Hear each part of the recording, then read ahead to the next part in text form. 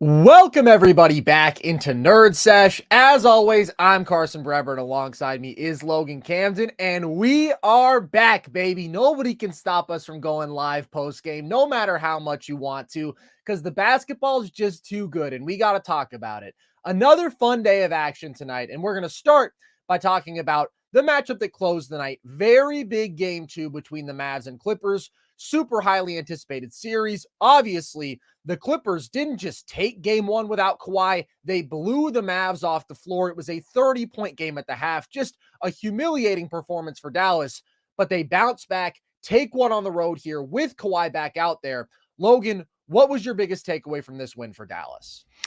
Their offense was just better down the stretch, and I think these are two very evenly, talented and skill-wise teams. I think they're very balanced, and I thought the effort and energy we got from both sides was really even. The Mavs came out really flat in game 1. If that was Luka, if it was Kyrie, I know Kyrie has the, big third quarter and the big second half, but they come out flat. They're getting bodied on the glass. They're getting killed by Harden. The energy and the effort and the engagement was just there for Dallas tonight. But the crucial stretch was the fourth quarter when this game is coming down to it. The Mavs go on a 17-3 run down the stretch, and shout out to Luka, man. Carson, I don't know if there's a more demoralizing shot in basketball than a Luka step back three, man. That just pops your bubble if you're the other team. It just leaves you with this, what do I do? How am I supposed to defend this shot, man? What am I supposed to do against Luka? And he hits two of those. The big guy I want to give some love to, PJ Washington. Great defense all night. And I was disappointed, man. Me and my roommate were yelling at the TV in the third quarter and the second quarter, like, PJ, what are you doing, man? Clanging shots, making bad decisions, missing easy looks. But in the fourth quarter, 2 clutch threes. He attacks a closeout, gets a really crucial layup. Dallas desperately needs every single game for one of these role players to step up. If it's Dante Exum, if it's Josh Green, if it's PJ, if it's Kleba, somebody's got to be the third option and the guy that steps up and goes above and beyond, especially in these big moments. And they needed PJ's contributions, and he showed up and did it tonight down the stretch, man. Finished the game off strong. That to me was the big difference, Carson. There are some other keys that we'll get into here shortly, but the fourth quarter stretch, the Mavs just peel away. Offense comes a little easier to them, but not really ready to make any big declarations despite, the big Clippers game 1 win and, a close Mavs game 2 win. I think this is going to be a really evenly matched series the rest of the way. The Mavs just were hotter and better in the fourth quarter of this one, man, and that's what really made the difference.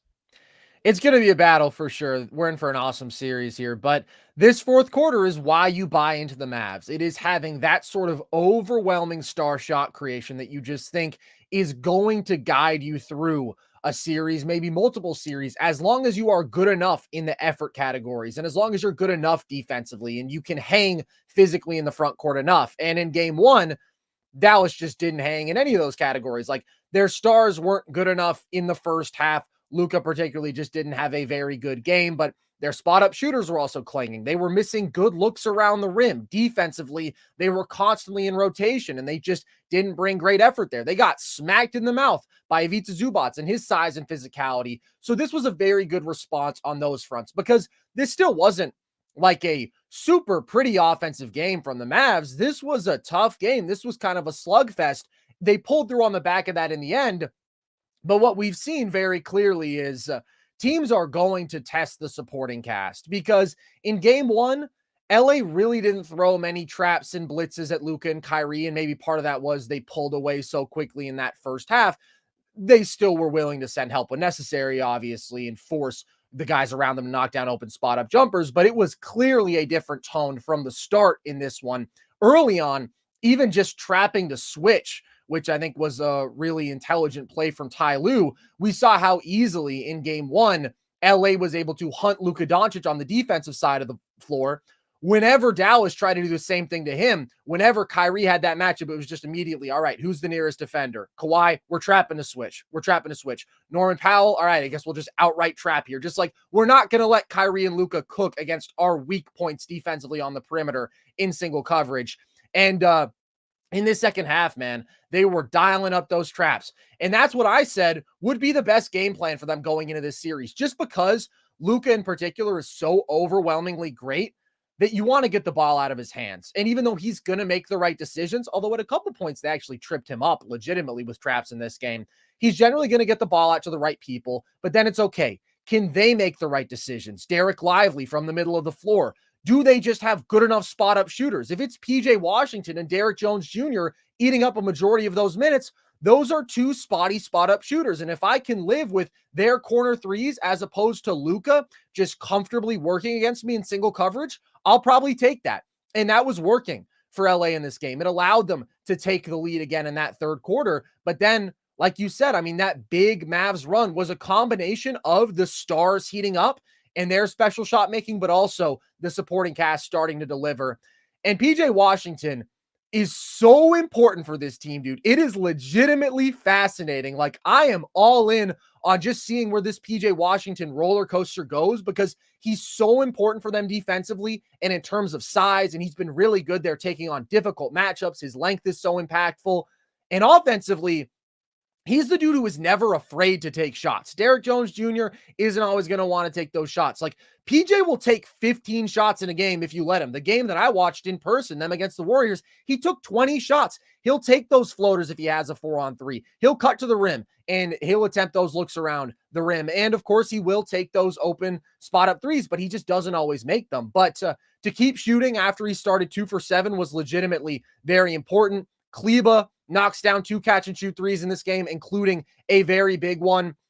So that was the key. It was not just the star shot making from the Mavs. It was the attention that they demanded. And the fact that in the home stretch, after a really rough period, the supporting cast came through. This was an interesting game from Luka, significantly better than game one, especially on the defensive side of the ball, which we'll talk about in a minute. He was still very jump shot reliant in this one, though. And that was one of my frustrations in game one, was him settling. I think especially as those traps started to pick up, Luka just wanted to go to work in single coverage, and he didn't want to get into the mess of it all and have to deal with these second defenders super consistently. And so when he was like, I'm just going to get myself a shot, he was going to that step back.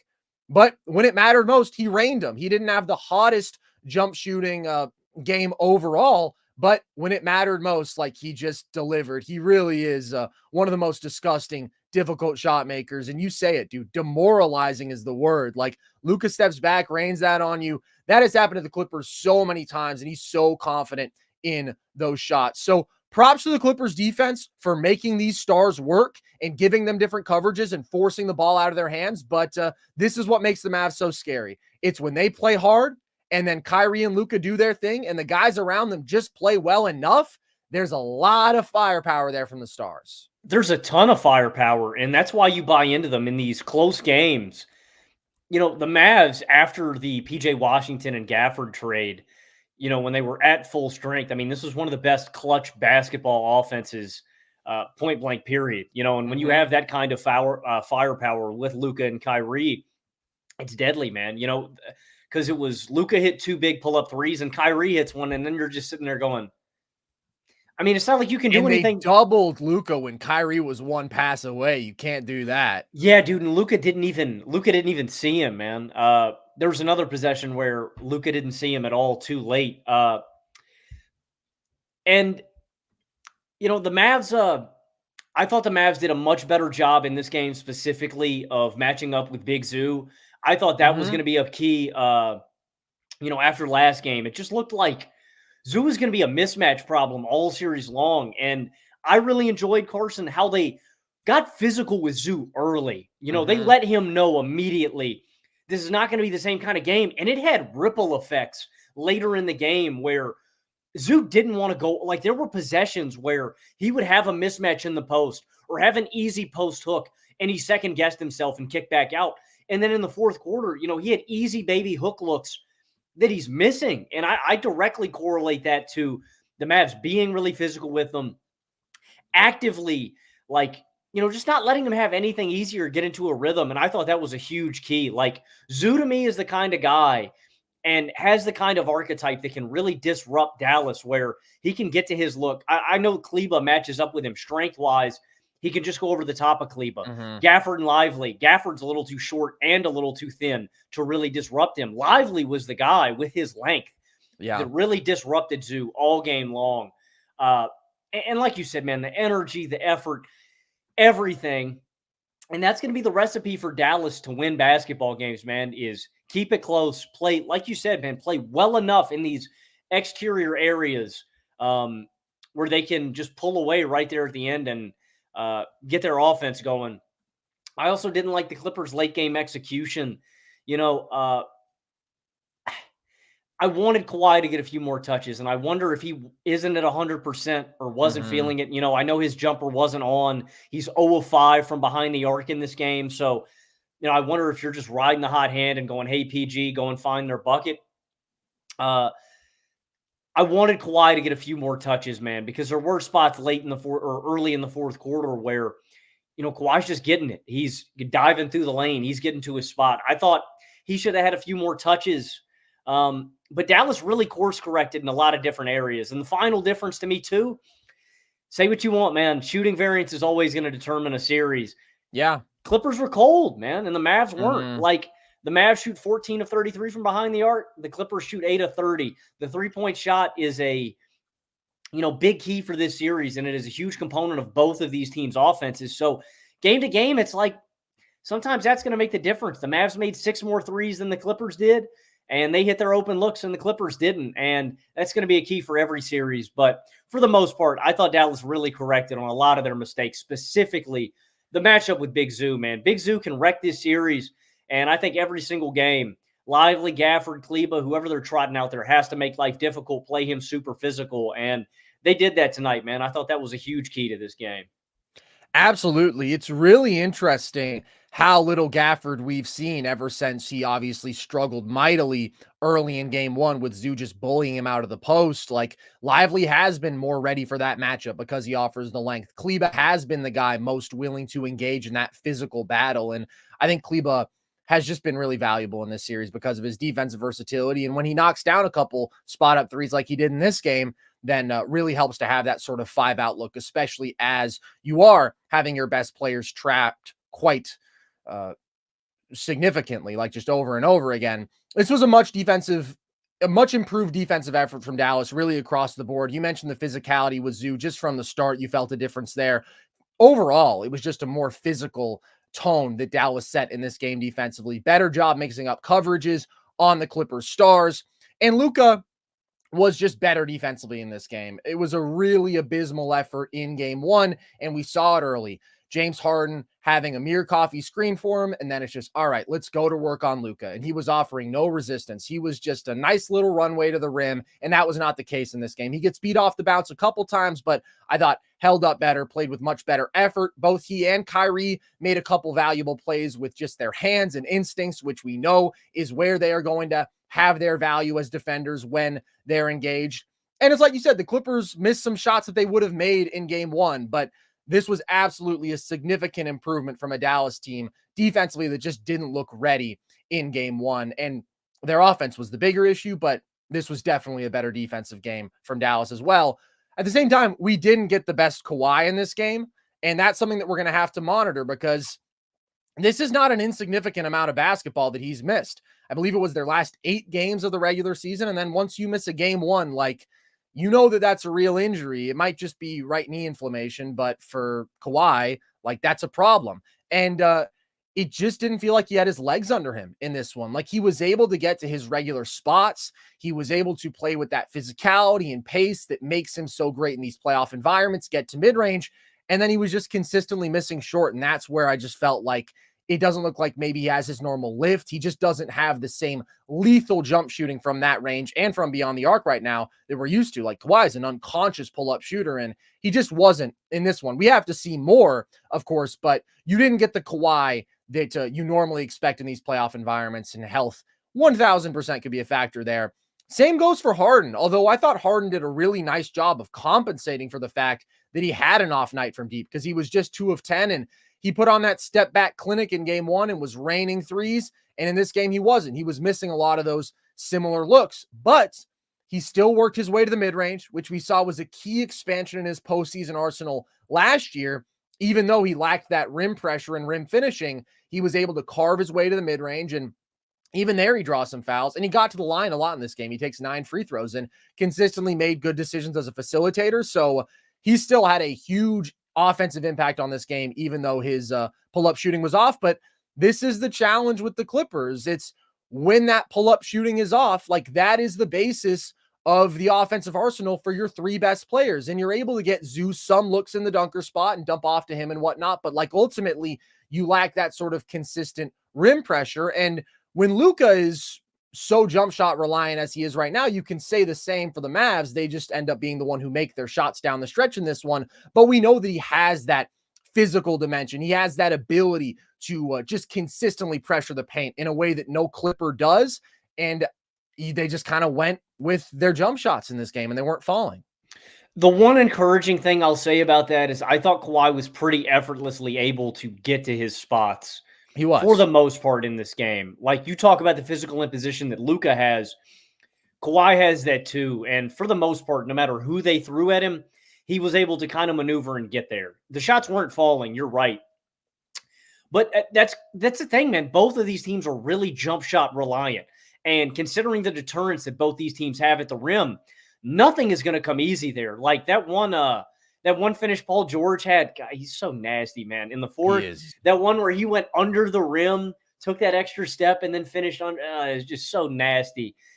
No shots at the rim are going to come easy in this game, and that's why pull-up jump shooting really is important. And jump shooting, period, every game to game is that much more, emphasized because you're just not getting anything easy, at the rim. Kawhi's going to have to be better point blank. The Clippers didn't have like a number one guy that really played like that. They have 3 guys who are capable, and you could argue with a great Russell Westbrook turning back the clock, when they need him. They have 4 guys who have that kind of potential. None of those guys performed up to expectation. And so, especially in the fourth quarter. And that's why I thought they could have or should have tried to get the ball to Kawhi a little more. In my opinion, he is just that number one, but Kawhi and Harden were cold. PG wasn't. So I understand why their process turned to that. Their stars just got to be better, man. Bottom line. I thought their role players played all right. I thought Russ did a good job in his energy and effort. While Zoo had an off night, he also had his moments with offensive boards and stuff like that. But for the most part, the Clippers need Kawhi Leonard to be better, to be knocking down his jump shots. And I think they need Zoo to be better. It wasn't a great role player game. Norm Powell, I thought, was off. He's got to be better. Yeah. But for the most part, I think it's about Kawhi. I think it's about Kawhi's shot falling. And I think you bring a key point up with his legs, man. Even on like that last jumper that he took, Kawhi's online. And it looks like it's going to fall. But he's like he's just short. Like it just goes straight off of the front iron. And that's been consistent. Their stars have got to be better, man. Somebody's got to take that lead role. And again, in the fourth quarter, Luka stepped up and wanted to be the best player on the court, and he was. And nobody else really challenged him in that respect. In the rock fight, Luka emerged victorious, man. He was the best player on the court. It has been good to see, though, that the Clippers are closer to the team that they were at their best than the team that they were at their worst. Like the level that they're defending at. I mean, Terrence Mann has just been awesome in this series, and you see all the collection of length they have on the perimeter. And Harden has snapped out of just that terrible, terrible funk that he was in. So even with Kawhi not looking like himself, obviously they won game 1 without him. This is really going to be an awesome series. It does feel like the Clippers have more weapons ultimately, like Tim Hardaway Jr. injured. How many? No. Let's do that thought exercise. Yeah. How many guys would you take over the Mavs' third player, like the offensive? I'm not even viewing it in those terms. I'm just viewing it in terms of like the shooting, like the consistent spot up shooting, the infusion that you get. I mean, you're taking, obviously Norman Powell. You're taking Harden, just you're more taking dynamic. Powell, you're taking Terrence Mann. Yeah, PJ Washington has the dimension of athleticism, though, that is different. But like, I'm just thinking dudes who you create an open shot for them and you trust them to knock it down. And in this game, that wasn't really the case. But LA just has more of those guys. At the same time, Luka is going to be the best player on the floor, and he was the best player on the floor by a good amount in this game. Kyrie has been so exceptional down the stretch. It's going to be a really, really interesting battle. Are there any more key adjustments or factors that you look at that you think could swing this series as we continue to watch this battle play out? Yeah, I think the one big one is continuing to just divert so much attention to Luka offensively. I mean it. Like I want the other guys to kill me. I am going to, and you know what? Luka's going to take his step back threes, and you're going to have to live with them.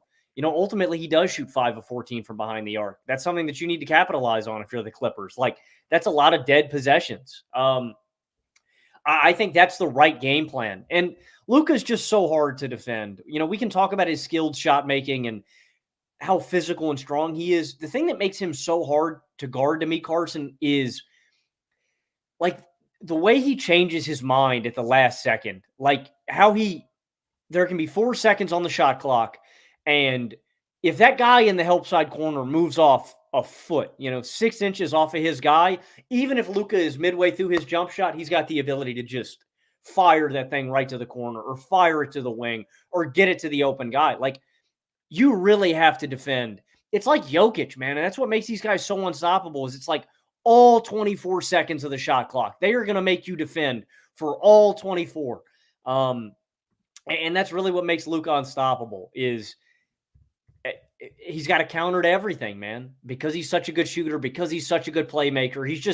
He's the second best offensive player in basketball. Only second to Jokic, man, in my opinion. And I think the Clippers have the right formula. I would continue doing this every single night, man. I would live and die with his jumpers. I'm not letting him get into the teeth of the defense. I'm not letting him get into the lane. I'm helping off of all the other guys. And if PJ Washington goes off and kills me, so be it, man. That's the way we're going to have to die. I'm certainly not letting Luka and Kyrie kill me, man. I think the Clippers have the right defensive scheme and mindset here. Agreed. And again, those supporting cast members started knocking down their shots, but there were multiple turnovers out of Luka traps. Like one time, he just can't get that pass out cleanly. Zubats gets a handoff on it. Kleba doesn't make a great decision, if I remember correctly. PJ Washington travels. Like, just make the other guys make the decisions and make the shots. I think ultimately that gives LA the best chance. There was one possession, too, where I think Luka, this is only one possession, but Luka drives in the right side corner, and Kawhi rotates back up and gets an easy steal when they trap him too. Like he just telegraphed the pass a little too much. I think that's got to be the game plan for LA, man. Anybody but Luka. Yeah, I am still interested in if we see more Josh Green minutes in this series.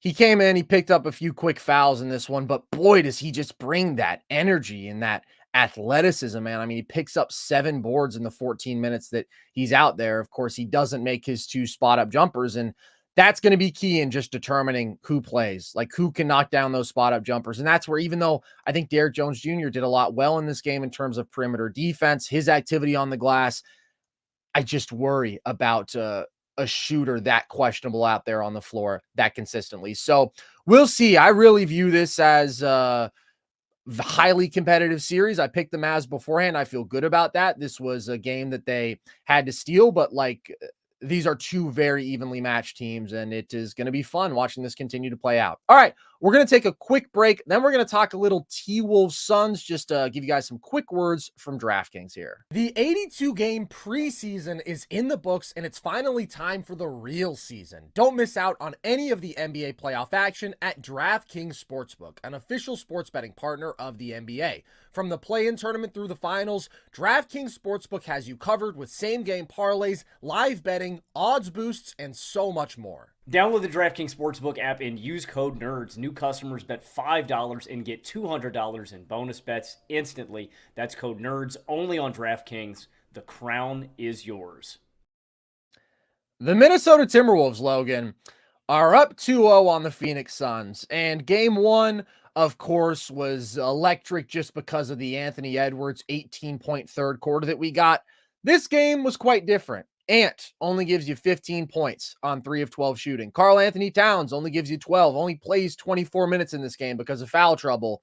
And still, it is a double-digit win for the Timberwolves. What do you take away from that? It's the team. It's the collective. That is why we have emphasized for so long that the Timberwolves are a real threat, man. And they just have so many dependable guys that impact the game in so many ways. They should not withstand a game like this against three lights out pull-up jump shooters, three of the best scorers, in the game. You shouldn't. Ant puts up 15, 5, and 8 in this game. Like you mentioned, Cat is in foul trouble early. He had three fouls in the first quarter. He gives you 12, 8, and 1. Vintage. And dude, the funniest thing too, man, Cat's over there. I feel for the guy. All he can do is smile. Just smile through the pain, man. He brought good vibes. He was giggling on the bench and whatnot. But I said beforehand, I think this is going to be a big Cat game. They have nobody who can guard him. He got in foul trouble in game 1, so we didn't get to see it fully pan out. But boy, he was cooking them in single coverage. He was dissecting the doubles, and then he picked up his 3 quick fouls. And that's the Karl-Anthony Towns experience sometimes. He gets in foul trouble quite often. Don't undersell his absence, though. I mean, that stretch in the second quarter without Ant, without Cat, I mean, it was laborious. And the fact that Mike Conley and Jaden McDaniels were able to carry them through so effectively was amazing. And that's the theme of this game. The fact that Jaden McDaniels stepped up and had, an awesome game. Mike Conley did so much turning back the clock. Rudy Gobert deserves a ton of credit. I mean, it really is. Shout out Mark Wahlberg. Shout out Will Ferrell, man. It's the other guys, dude. They're doing their thing. Like, this was a great McDaniels game. 25, 8, and 3, 10 of 17 from the field and 2 of 4 from deep. It reminded me of Keegan Murray in the play-in, a guy who's primarily, his role is defense and spot-up shooting. McDaniels was just getting downhill, getting to the rack, consistently getting to the hole. And I want to give Minnesota, on the whole, a ton of credit for consistently getting downhill. Without Karl-Anthony Towns on the floor, with an off Anthony Edwards game, with him getting a ton of double teams, this team got to the line a lot, and that was a huge factor. The Suns don't. The Suns settle for a lot of pull-up jump shots, a lot of three-pointers. The Timberwolves consistently got downhill and got a ton of stuff at the line. The couple of plays that really stick out to me about Jaden McDaniels in this game, the offensive rebound and putback in the fourth, some of the late game shot making, obviously, but that grown man bucket he got on KD where he lowers his shoulder, pushes him all the way to the basket, and just gets an easy layup. I mean, that is a grown man bucket, dude. You got KD, we got Jaden McDaniels. We got Jaden McDaniels, man. That aged like fine wine. What a bar. Real. And credit to him on defense, too, Carson. In this series, the Suns are shooting below 30% when they're guarded by Jaden McDaniels. Mike Conley deserves an immense amount of credit as well in this game. 18, 4, and 4 in these cold stretches. Just boom, boom, boom. Hitting big threes, hitting these old crafty man buckets, man. These mid-range stop and pop floater runners off the glass. Money. And both of these guys, too, did a phenomenal job of setting up Rudy Gobert for easy opportunities, man. Dunk after dunk. And credit for Gobert for continuing to roll hard, for being there in the spot where they needed him to be. They just carried him through. This collective defensive, Rudy throughout this game was such a huge deterrent, just especially Beal. There were a ton of possessions where Beal would get downhill into the hoop, and then he'd turn around and go, oh, man, I can't put this shot up. Gobert's going to swat me. Everybody, McDaniels, Gobert, Nickeil Alexander-Walker. And you know what? The Timberwolves shouldn't have won this game, especially when your best offensive player, like we've emphasized, Anthony Edwards, played so far below expectations. The one thing I'll give Ant credit for, I'll give him credit for two things. One, his playmaking in this game. Any double he drew, I thought Ant did a phenomenal job of kicking to the weak side corner, kicking to the weak side wing. Those are tough passes for a young guy to make in a spot like this where you're just not expecting those looks. And when they consistently came at him, Ant was finding the open guy. That's a hard role that, we've seen Embiid struggle with double teams. So much more experience than Ant. Ant did it. And that's the only thing that you can do in those scenarios. You can't force it. You can't get downhill. You're going to get the ball poked loose. You're going to lose it. You're going to commit a turnover. You're going to take a contested jumper. He didn't. He found the open guy consistently. I want to give him credit for that. And I want to give him credit for consistently taking those pull-up jumpers when he felt like he had to. Like, that kid has so much irrational confidence. And you know what? For a guy like Anthony Edwards, I won't even characterize it as irrational confidence. It's rational confidence when you're Anthony Edwards. Ant's that guy, man. Ant is that Sometimes with the guy. pull-up jumpers, it's a little irrational. What he did in game one was irrational, and it paid off. But Maybe he's got a little magic in him, but you can't always make all your pull-up jumpers when you're one of the least efficient volume pull-up jump shooters in the league. He didn't, and that's why he missed some of them today. Yeah. But in the big spots, in the clutch moments, he said, "Hey, KD, I don't care that you're in my mouth. I'm going to rain it." And he did, man. So an uncharacteristic Timberwolves win, but in a lot of ways, the constant things that we bought in on this team reign supreme. Effort, energy, rebounding, hard-nosed, elite defense, and a deep bench that you just trust in these role players, man. It's an uncharacteristic win in terms of regular NBA wins where two of your best offensive players are off. So, I mean, just so much credit to the Timberwolves collective, man. A team win from wire to wire, man. This was the game that, in my opinion, the Suns had to steal, dude, and they just couldn't. Yeah, I mean, this really is the one to get, right? When Cat and Ant combined for 27, and yet they weren't even close by the end. Like, Minnesota pulled away in this one, and so it's obviously a great win for them just because in playoff environments, when you can win when your best guys are off, like, that is huge. That is going to pull you through some of these really clutch spots when you can win when things are ugly, period. And Minnesota can win when things are ugly. I don't think there's any doubt that they are well built to grind out those tough games. And first of all, we have to give props to the collective offensive contributions, as you mentioned, because I thought a lot of guys did really good work there. And that's part of what's so beautiful about this Minnesota team. We saw it in game 1, too. They don't have the best half-court offense. They don't have the most dynamic offense, and they don't have close to the best offensive number one in this playoff field. I know everybody loves Ant, but like there's still just an immaturity there, decision-making, inconsistency compared to some of these elite playmakers, pull-up shooting inconsistency compared to some of the guys who are elite there. But what they have is a depth of guys who you trust not just to knock down their spot-up jumpers, but who can also put the ball on the floor, who can make capable decisions. And that's where you get just huge performances from Jaden McDaniels and Mike Conley and NAW. And you mentioned Ant's decision-making.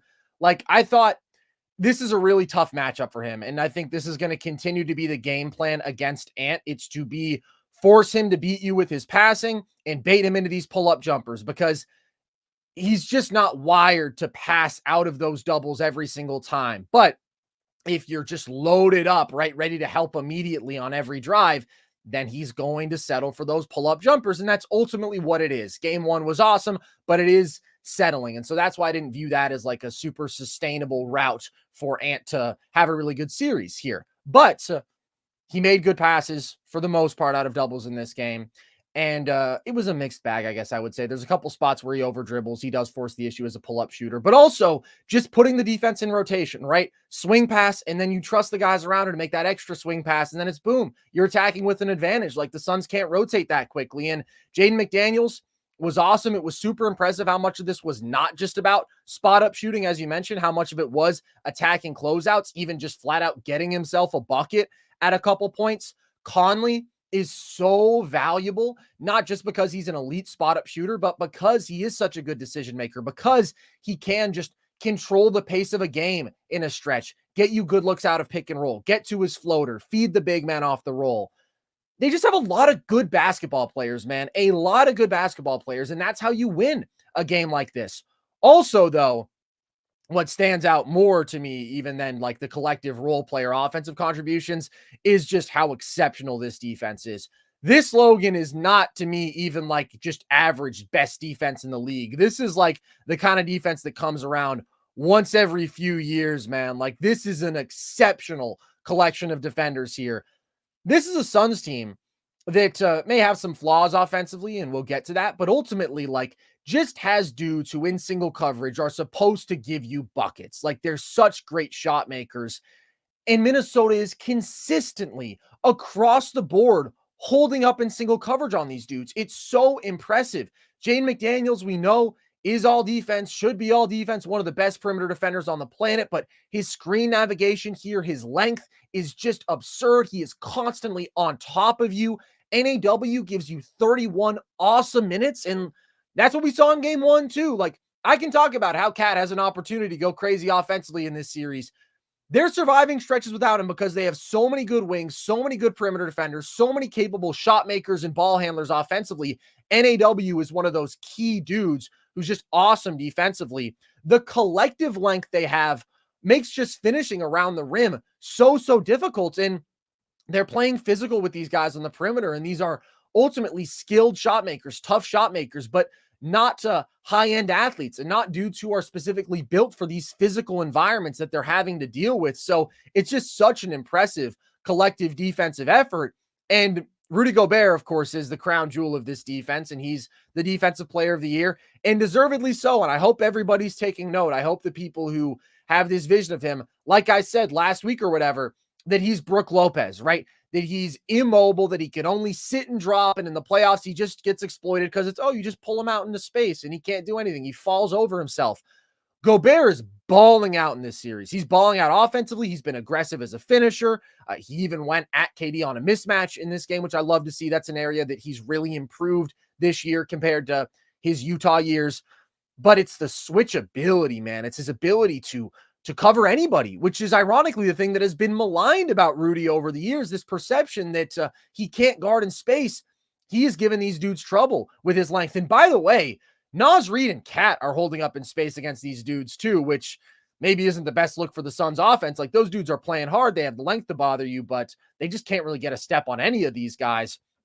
But Rudy's hands were so important in this game, like just getting into passing lanes. He has a few steals. And then it's the full-time deterrence. Like, that's the problem for this Suns offense, man. As great as their shot makers are, they're not high-volume pull-up three-point shooters. They're not beating their man off the bounce consistently to put this defense in rotation and create really good catch-and-shoot looks for their teammates from deep. And then they're also not pressuring and scoring around the rim, partly because they can't get by dudes, partly because Rudy Gobert is down there. So there's no easy offense for this team that's entire identity is predicated on, we're just going to give you buckets. We just put a bunch of tough buckets together and you're going to have to deal with it. They're not doing that. And so then they're getting bodied in the physicality aspects of the game and the size and just the clear advantage that the Timberwolves have in terms of quality basketball players is winning out so convincingly. I picked the Timberwolves to win this series, as did you. But I expected more from the Suns offense. As much as I love Minnesota's defense, I just thought, man, those big-time shot makers are going to give you more than they have given you here. This has been really, really bad from Phoenix. I mean, it's been disgusting. And the Phoenix Suns shoot themselves in the foot in this game. They lose the turnover battle 19-13.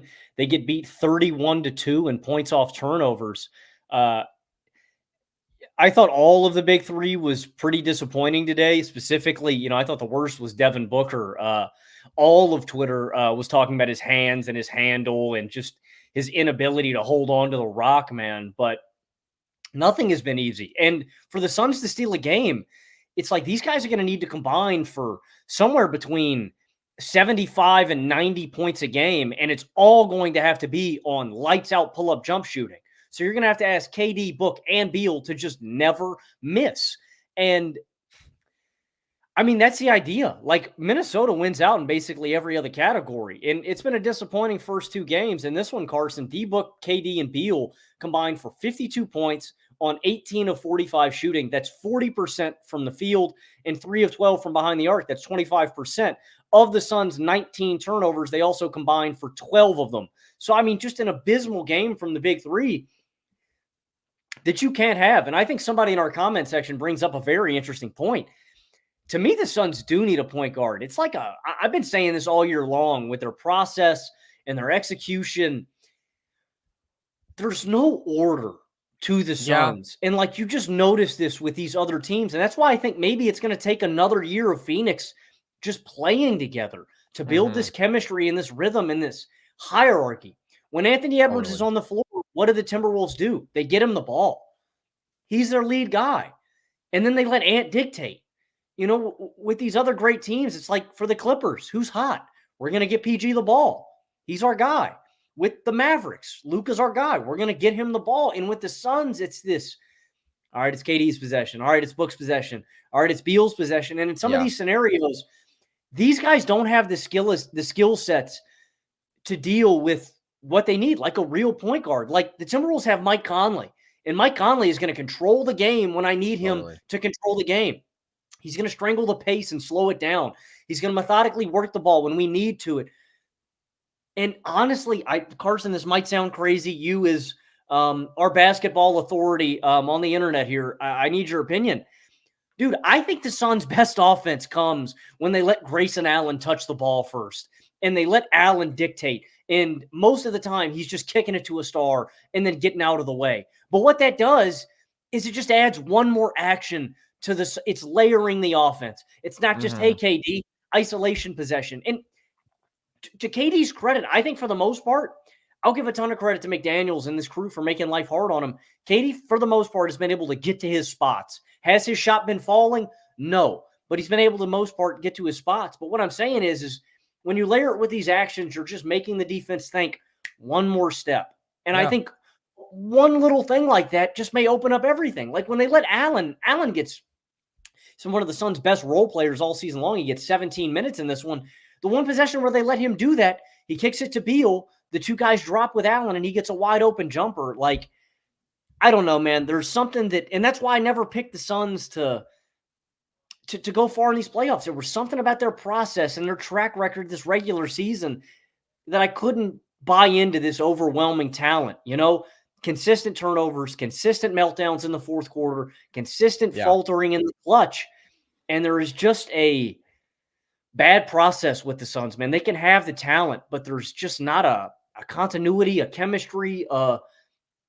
This team doesn't know how to play with each other. And I think it is a roster construction issue and how these guys mend together, but it's also a operating issue and chemistry issue. It's kind of everything, man. And I hope this is the lesson. Carson, we've been harping on this all year long. I hope this is the lesson to general managers. If you have not learned by now, just going out and getting 3 bucket getters and getting 3 guys who are aesthetically pleasing and ice cold, it's not going to work, man. You need to build a team. A better team is going to win out. And again, I'm not selling my stock on the Suns. I am really hopeful that next year. You didn't have that much, to be fair. Yeah, no, I didn't. In either of our top 10 contender rankings before the playoffs. I had dumped most of it. I am hopeful that another year with this team just playing a regular season together, much like the Timberwolves did in this regular season. Granted, I think their roster construction is just better. I am optimistic that a full offseason of rebuilding, of free agency, of retooling, and another year of these guys all playing together can make them a better team. But I'm fully out on Phoenix and their recipe, man.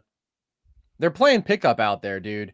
And Grayson Allen, you mentioned, like, once he goes down with this ankle thing, which doesn't seem great, like the lack of quality basketball players on this team is just so glaring. And then you're asking the big 3 to all play 40 plus minutes. It's just totally unsustainable. It is a roster composition issue. And the reason that I haven't just absolutely shredded the Suns for that, and I've consistently tried to make this point, is the Suns title window should have closed after the 2022 season, because CP3 just regressed to the point last year where it was like, oh, they went from real contender to like super average playoff team. And then you make the move for KD, which is great. You have to give up valuable assets to do that with Mikal Bridges and Cam Johnson and whatnot.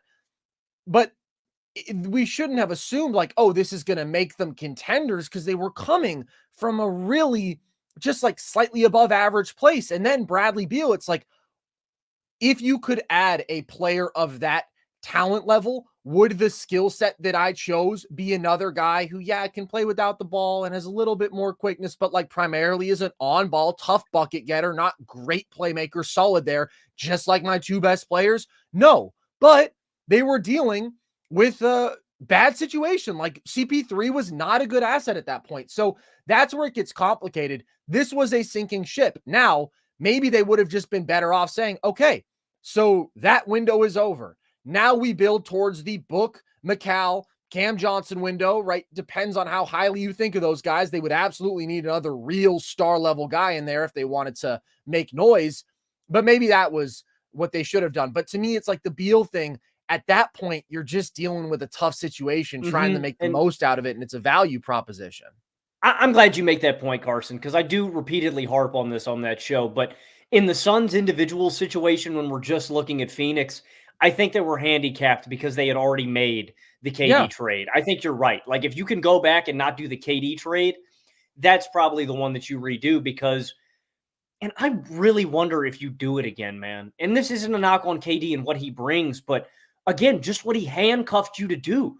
Your salary cap is going to be tied up into three guys because if you remember, $30 million for Book, $30+ million for KD, and you were paying Chris Paul $30 million. And so you had to swap him for another contract that met his, which means you're going to be tied up in three $30 million guys regardless, when maybe it makes sense to just have that kind of depth and have a roster that just fits a little better. You weren't going to get two great 3-and-D wings. You weren't going to get two good 3-and-D wings for Chris Paul. You were going to get another big contract that another team is trying to get off of. And Bradley Beal was not a bad option considering that context, but that's not a way to build a great basketball team.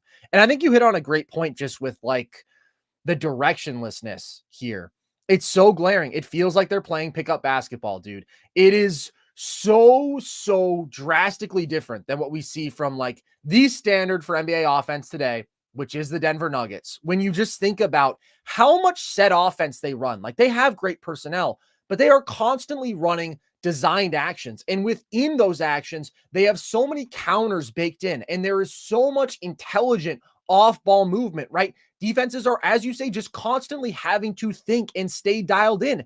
And on top of that, they have the direction. They have the hierarchy. They have clear priorities at various stages of the game. Phoenix, it's literally just, oh, KD, would you like to take a mid-range pull-up? Yes, Book, I'd love to. Would you like to take a mid-range pull-up? Oh, Brad, would you like to get it on the fun? Like, it's unserious. It's not a way to build a great basketball team, no matter who the names are. And that's what we've seen. This team wasn't that good in the regular season. And I always had a little bit of pause totally counting them out because of what we know Book and KD especially are capable of just with nuclear shot making. But they have come up against a team that is just way better, man. That is kicking their ass in a lot of the key categories in playoff basketball. Defense and depth, it is glaring. And Book is playing at like a shocking level, dude. Like just two awful games.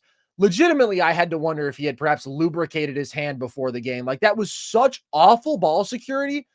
It's a little reminiscent of like when CP3 was playing through the hand issue a couple years ago when the Suns were making their deep playoff run. I think it was in 2021 when they went to the finals.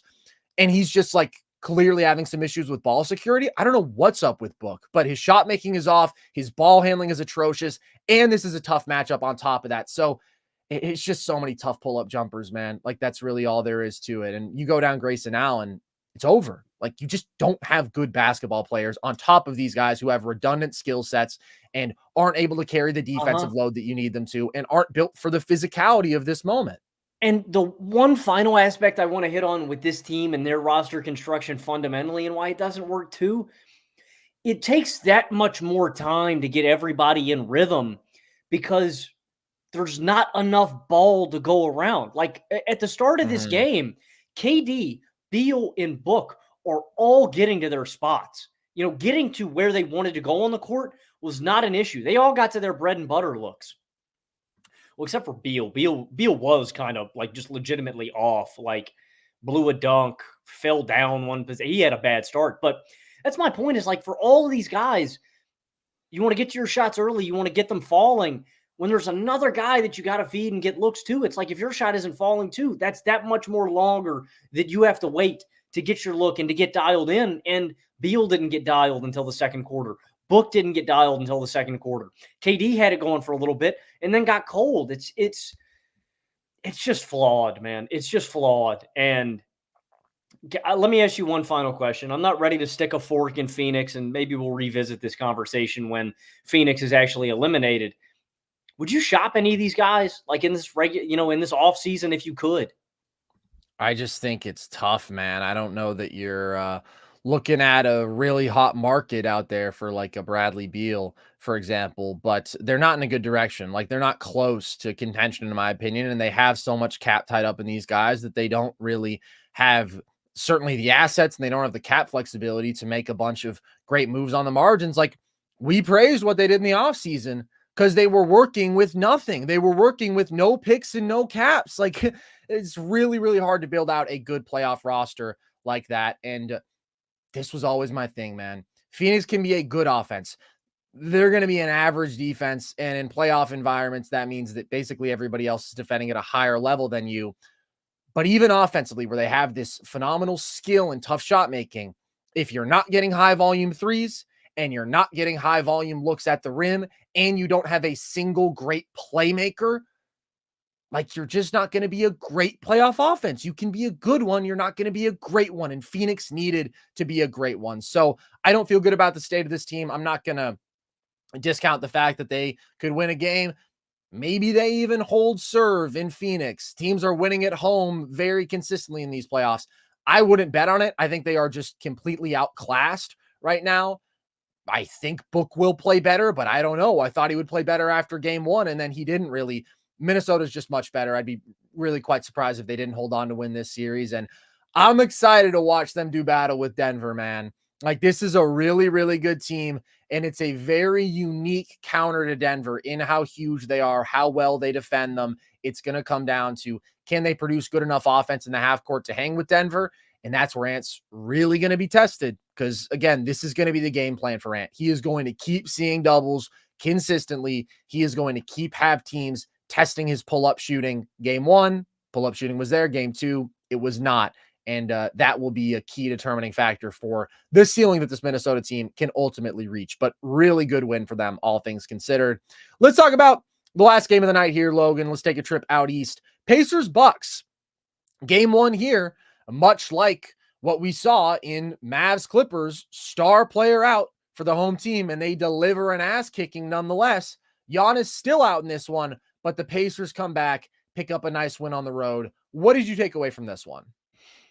I mean, Pascal Siakam was just the best player on the court tonight, man. And I was really impressed with Indiana's ability to get Milwaukee in transition and out and running. Like, that to me is the recipe for Indiana winning games in this series, man. And that's how they won in the regular season. Turn this thing to a track meet and let the old dogs get tired in Milwaukee, man. Like, I'm trying to run Milwaukee to death every single series. And the thing with Milwaukee, too, is they have a significant lack of an interior play finisher, bucket getter.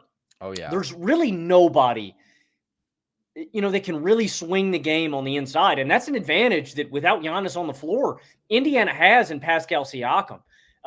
They beat Milwaukee in points in the paint, 52-36. They outrun them 14-5 in fast break points. And Siakam just kept getting downhill, man. I think I underrated how important of a trade deadline acquisition Pascal Siakam Fantastic move for this team in terms of a guy that just complements Tyrese Haliburton so well, a secondary ball handler, a guy who can legitimately create his own shot, a guy who you can run high volume pick and roll as a roller, as a popper. A guy that he's just so versatile, a guy that you can throw the ball to on the low block and go get a shot. Like, Siakam just works here. And in a playoff setting, he's just valuable to have, man, because of his experience, because of this baseline that he just brings. I mean, he has been balling out in this series. And again, oh yeah, I think we're probably going to see Siakam take a little bit of a step back when Giannis gets healthy, but the Bucks have really had no answer for him thus far in this series. In the first game, 36-13-2. In this one, 37 points, 11 boards, and 6 assists on 16-23 from the field and 3 of 4 from behind the arc. Carson, he's got 18 points in the paint in this game. That's half of what Milwaukee was able to muster on the night. Like, just consistently getting downhill, generating good looks, drawing free throws. And because of this, it opened up the outside game for Indiana, man. Indiana shoots 8 of 38 in game one. They shoot 16 of 36 from behind the arc in game two, man. And the Bucks just can't slow anybody down. It was really important. Milwaukee did the tough thing. Milwaukee won a game without Giannis. They handled the hard part. You had to stave them off, right? You couldn't give Indiana the crazy lead. And so luckily for Milwaukee, they did their job.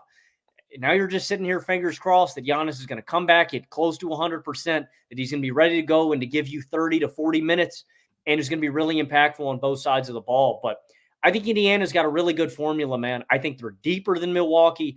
They just have more guys that I like. I think they have way more offensive weapons that really swing a game. And they've got a key, man. That key is getting this old Bucks team out in transition and running them and working them and keeping the tempo up, man. I think they got a lot of guys that can really abuse that formula. But big props to Pascal Siakam. I think through 2 games, he has unequivocally been the best player on the court in this series, man, and has been the reason they're up. There are other things on the margins that I think Indiana did really well. I think Haliburton was better. I think Turner shot the ball better. You got good Nembhard minutes. There were other things on the margin, but running this Pacers train, leading the pack is Pascal Siakam, man. He's been balling out. Yeah, you talk about him being the best player in this series. Dame has been really, really good too. I think those two have basically been going toe-to-toe, both balling out. But this is why you made the Siakam trade, man. And I loved that move.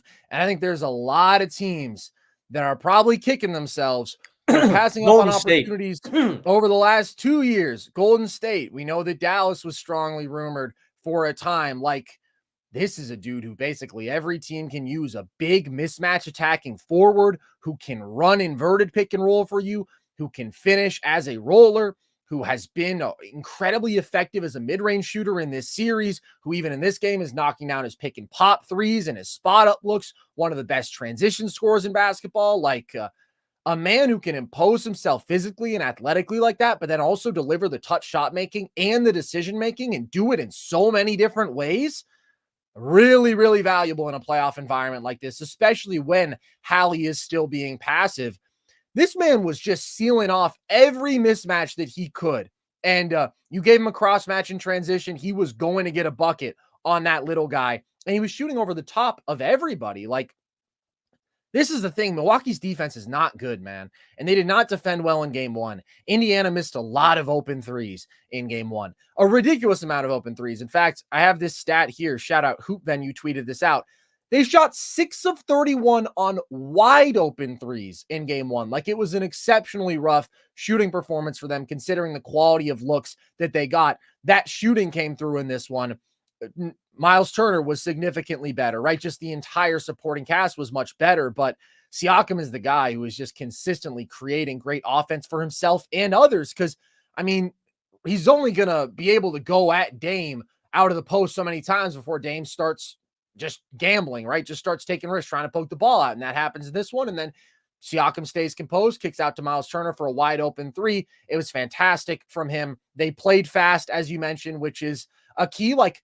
This is the ultimate pace and space offense, man. And that was another reason Siakam is the perfect pairing for Tyrese Haliburton, because this team needed that dimension of interior finishing and physical imposition. Hallie is so much a skill-based player, right? The pull-up shooting, the decision-making as a passer. What they didn't have was that consistent interior big forward. That's what Siakam is. But then he can also play with and without the ball, and he plays with pace really well, which is exactly what Indiana wants. He's just such a great fit. He's been so efficient, so productive since joining Indiana, and really awesome to see him playing at this level. The Bucks ultimately cannot stop them, and they're not going to be able to stop them, certainly without Giannis on the floor. We've seen the different matchups they try with Siakam. Brook is just too slow. Everybody else is basically too small to offer real resistance. Giannis will be the best counter to him, but right now you're just taking care of business. You're trying to win this game without Giannis out there, and Indiana did that, and that's a win for them, obviously. I also thought Hallie made the right decisions in this game. He mostly made the right decisions in the last game. He's still mostly passing out of these looks pretty quickly in pick and roll, very actively trying to create looks for shooters. He was a little more aggressive in this game, though. What did he go from 7 shot attempts to 10? Good for you, Hallie. That's a little bit better. And still gets things going in transition. Even when he's not asserting himself as a scorer, he's a really valuable offensive player. And he's still a threat with the pull-up shooting. And you'll see the Bucks still blitz him, and they still don't want Brook dealing with him in drop. I just want a little bit more out of him. I want a good bit more out of him, actually, because we just know how special he can be. And I get that he's been a different player post hamstring, but a little more than this at the very least, Hallie would be nice to see. Andrew Nembhard, you mentioned, I've always been a fan of his. He stepped up. Like, it was just so much better from Indiana across the board offensively, because that's always how they were going to win this series. They don't get stops, really. They're never really going to get stops, but it was an uncharacteristically poor finishing performance from them in game one, and an overly passive Hallie performance. For the Bucks, like, they still had a fine offensive game, but this was my vision beforehand. It's like Indiana is going to be the team to get the easy shots, right? They have the best athlete on the floor. They have a lethal pull-up shooter, and then they just have shooting all around, and they play fast, and that's where you get easy looks out in transition. Milwaukee, it's not that they don't have good shot makers. We saw that in game one. Bobby Portis can just shoot over the top of people. Chris Middleton can just shoot over the top of people. Obviously, Dame can go nuclear and has been really good over the first two games offensively, but it is a lot of just jump shooting. And in the case of Portis and Middleton, it's a lot of twos, specifically mid-range to long twos. And that's just not a great offensive diet. You mentioned the lack of like any sort of rim finishing. It is a very different dynamic. Brook Lopez, as we know, just isn't a threat as a roller. He's so old. And Middleton, Bobby Portis, right? None of these guys are getting downhill. And that's the limitation of this Milwaukee offense without Giannis. But Dame is balling. Like, he's putting on that vintage Dame high pick and roll clinic. You set me a screen at the logo, I'm pulling from 27, and I am just banging those threes over and over. And he was active off ball in this game. So the key takeaway to me really for Milwaukee is, okay, you split the non-Giannis games, even though you give one up at home. I think that's probably a win overall, because Indiana is better than you when Giannis isn't on the floor. And Dame playing like this makes you the second best team out east. Like, this is a lethal offensive player. This is one of the better half-court shot creators, one of the better half-court offensive engines in the game. That's what you need if you want to make noise. I'm not saying we're going to continue to see this Dame. This is a defense that offers very little resistance, but seeing him mostly replicate that game one performance at the very least was encouraging. The only thing that's been discouraging, and I'm not going to hold anything against him from game one in the second half, because that game was over. Anybody who was watching that knew that he didn't need to score in the second half. I worry about this burden and just Lillard being able to exert himself into the third and the fourth quarter. I thought it was kind of evident in this one. And not the fact that he wasn't getting to his looks. Like, Lillard was turning the corner and getting downhill in the fourth quarter. But, you know, he makes his last field goal with 3 minutes left in the third quarter. And he just really struggled to finish through contact late. And, another shooter, Brook Lopez knocks down 6 of his threes in this game. Shout out, man. But again, they're so limited and predictable without Giannis, and old. Yeah, and old. Like, and slow. It's just an uphill battle for Milwaukee, especially without Giannis. And Dame, Carson, I know that we did this list a long time ago, and he was on your list. I can't remember if he was on mine. Dame is just one of the greatest shooters ever. Oh, yeah. It is some of the corner fading three, hit left side. For a right-hander, I love that shot. I'm left-handed, man. I love shooting a fading left, like a corner three. Mm-hmm. That's an awesome one, because you can just kind of line it up with the backboard and you're not putting much on it. He's doing that right-handed fading all the way out of bounds. The way he can just explode out of that first dribble and then immediately slam on the brakes and hit those threes. Dame is just one of the greatest shooters of all time, and it is encouraging. That's the one thing about these first two games. Giannis may not be out there, but they have allowed Dame to take so many shots that he is just in one of those rhythms where I can imagine next game he comes out and he is just nails out of the gate. And when Giannis comes back, you have unlocked this version of Dame, hopefully, for the rest of the playoffs when Giannis does come back. And Giannis's game is that of, he doesn't need to play back into, his isn't a skill, a shot making, it's just, right. It's bully ball. So that's the Dame thing is very encouraging. So I'm not ready to sell stock. The Pacers do look like the better team through 2 games without Giannis. And I think they can make life hard on Milwaukee in a 7-game series. I'm going to stick to my guns, but Milwaukee needs Giannis desperately, man. Without Giannis, and without Giannis playing at a very high level, I think Indiana probably still has a skill advantage here. I've been really disappointed with Milwaukee's defense. We knew it was bad. Man, dude, they just have nobody. They have Yeah. nobody who can go out here and get stops, man. I don't think Rick Carlisle would date the Bucks either, man. No, he would not. He would not. There is some poor defense being played in this series, but Indiana is the much better offensive team when they're going. And this is going to come down to when Giannis can come back. Like, now that you've lost a game at home, do you start to push the timeline here because you won game one without him? Like, obviously that is a big success. Now you go to Indiana without Giannis. I don't like your chances there. So that is ultimately going to be the key factor in this series. When do we see Giannis? What version of Giannis do we see? But I agree. Like, getting Dame in this rhythm, and maybe this doesn't happen with Giannis on the floor. Like, I don't know, maybe just not giving Dame the reins to this extent. He doesn't establish this sort of rhythm. But ultimately, I think there's going to be a couple keys for Dame. Number one, how consistently can he get a step? How does he finish around the rim? Because the pull-up shooting, although it was less efficient this year than in years past, like, we know that he's special there. And also that becomes more dynamic when there is the threat of him getting downhill on you, and it's not the same predictable actions over and over again. Oh, Dame pick and pop. We know that one of these guys is going to shoot a three. It's not all that difficult to guard. He's had a bit of that downhill element going, and it's just made him great all around. And then also, like, do they figure out the two-man game with him and Giannis? I don't expect them to get it all going at this point. That would be crazy. But, like, can they get more out of it than they have up to this point? Can they establish more of a chemistry between those two?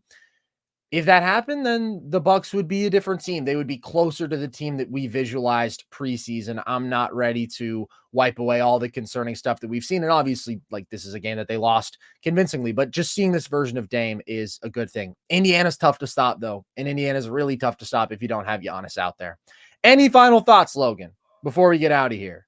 Naz Reid.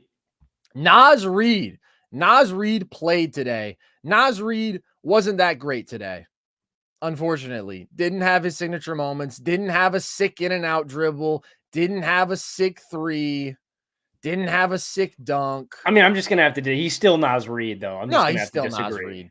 He's still Naz Reid. He defended fine. I thought he defended pretty well in space in this game. So there's your Naz Reid moment of the day. Appreciate you guys. As always, if you want more NerdSesh content, we are going live throughout these playoffs. And of course, you can watch all these shows after the fact. We are going to take tomorrow night off just because it's a lighter night of action, but then we will be back on Thursday after Lakers Nuggets and talking all the games that we see. This has been a lot of fun, and I'm just loving playoff basketball, Logan. I know you feel the same. If you want to listen to the show, you can do so across all audio platforms. Also, here on our YouTube channel, we have some in-depth video content beyond just what we're doing on the show. I put out a video today about the Nuggets comeback against the Lakers, all of the key factors that went into that, the adjustments, Jamal and Jokic stepping up in their respective ways. Want to keep doing stuff like that. Think I might do a spicy P video, Logan. Maybe that's my next one. Like, good God, that man is just balling out. It's fun to see. So stay tuned in for all that stuff. Follow us across social if you want to see our trivia content, TikTok and Instagram at NerdSesh, Twitter at nerd_sesh.